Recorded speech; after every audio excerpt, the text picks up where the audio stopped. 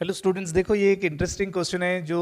दो plane mirror से related है। ये क्वेश्चन है कि दो प्लेन मिरर एक एंगल 60 डिग्री पे इंक्लाइंड है, their reflecting surfaces are facing each other, और एक डायग्राम दिया है विच इज रिप्रेजेंटिंग दैट कि ये जो लाइट रे है, अगर मैं लाइट रे को नेमिंग करूं like A B C D, है ना, ये एक path of light ray propagation है जहां हमको angle of incidence of the light ray नहीं दिया है। हाँ जरूर, जो फाइनल रिफ्लेक्टेड रे है सेकेंड रिफ्लेक्शन के बाद, that is C D, that makes an angle of reflection which is said to be I. ठीक है, और उसी आई के रेस्पेक्ट में ये इस केस में जो डेविएशन हो रहा है उस डेविएशन का बेस्ड एक ग्राफ दिया है। चार ग्राफ यहां मेंशन किया है और हमको बताना है कि इस चार में से कौन सा सही आंसर है, कौन सा ग्राफ करेक्टली रिप्रेजेंट करेगा total deviation in this particular case. तो स्टूडेंट ये आपको समझना है, ये आपको जानना है, आप जानते भी होंगे शायद कि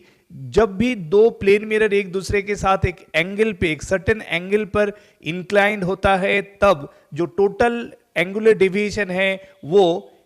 जो सक्सेसिव रिफ्लेक्शन हो रहा है उस रिफ्लेक्शंस का जो एंगल ऑफ इंसिडेंस पे डिपेंडेंट नहीं है, राइट। जो टोटल डेविएशन है, टोटल डेविएशन का जो फॉर्मूला है वो होता है 360 degree minus twice of the angle between mirrors, angle between mirrors, जो दो मिरर है उसके एंगल पर डिपेंड करता है। ये आप फर्स्ट लाइट रे जो कि हमने ए बी के तौर पे लिया है, जो फर्स्ट लाइट रे ए बी के तौर पे लिया है, इसका अगर angle of incidence for example हम कुछ भी I1 मान लें तो वो I1 पे या उससे रिलेटेड यहाँ जो एंगल ऑफ रिफ्लेक्शन दिया है उस पर डिपेंडेंट नहीं है। अगर आप अलग अलग इंसिडेंट रे लेंगे,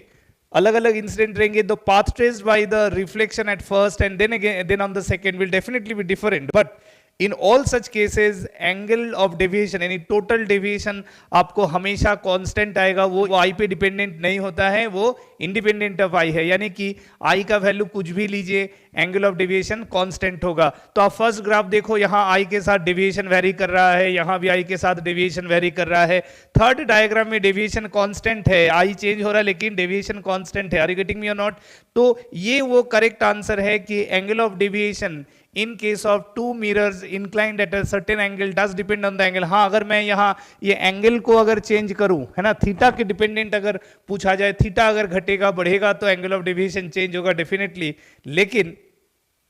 अगर आप एंगल ऑफ इंसिडेंस चेंज करेंगे और angle between the mirror same रखेंगे तो टोटल डेविएशन में कोई डिफरेंस नहीं होगा।